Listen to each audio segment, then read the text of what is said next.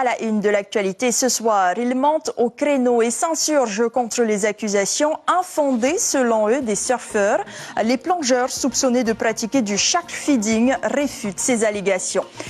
Retour sur l'accident qui s'est déroulé à la pointe des pêcheurs samedi à Punaouia. Un jeune homme a été blessé par un requin-tigre. Il est en tout cas persuadé. Les surfeurs de Sapinus sont convaincus que les clubs de plongée pratiquent encore le shark feeding, interdit en Polynésie depuis plus de 4 ans. Mais les plongeurs réfutent catégoriquement ces allégations. Le point avec Cybèle Plichard et Jérôme Lee. L'atmosphère est lourde à la pointe des pêcheurs. Les surfeurs sont encore sous le choc. 3 jours après l'accident, Hakahei se souvient parfaitement de cette rencontre douloureuse. Il n'a pas vraiment voulu m'attaquer, mais j'ai vu le requin au dernier moment. Et c'est à ce moment-là que j'ai levé mon pied. C'était un genre de réflexe. Et là, il m'a bousculé tout le haut. Et je le voyais juste là. L'aileron était juste là devant moi, à 20 cm. Je pouvais même le tenir, l'aileron.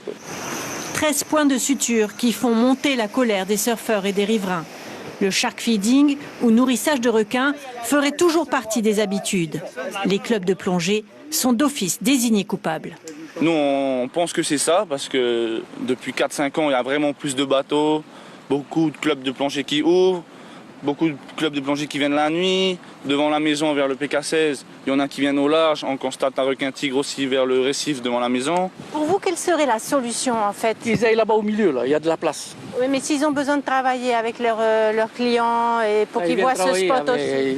Je ne sais pas s'ils viennent travailler, mais pour moi, c'est mieux qu'ils vont là-bas au milieu, de laisser la place là, même à Tapuna. Un jour, si jamais on va bouffer un surfeur à Tapuna, qu'est-ce qu'on va dire? Sauf que la pointe des pêcheurs abrite 5 spots de plongée reconnus. Parmi eux, le plateau aux tortues, les 3 pitons ou la source. Des promesses de rencontres avec la faune sous-marine. Mais contrairement à d'autres sites de Tahiti, ici le nourrissage n'aurait jamais été pratiqué. Ce plongeur se souvient plutôt d'un épisode récent significatif de la tension qui règne sur le site. Le plongeur est descendu.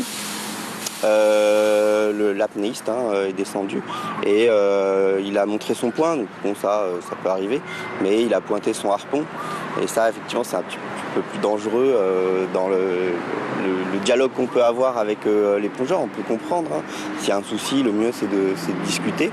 Pour cette base nautique de la côte ouest, le dialogue doit absolument s'instaurer pour permettre une cohabitation saine. C'est sûr qu'il y a une pression sur ce site, clairement. Donc je peux comprendre qu'une certaine partie des gens de la pointe des pêcheurs soient fious un petit peu de cette situation. Mais par contre, l'idée c'est qu'est-ce qu'on fait quand on voit ça, comment on peut réglementer le site et pour travailler tous ensemble, pour vivre tous ensemble et que ça se passe le mieux possible. Et en tout cas, il n'y a pas de shark feeding selon vous?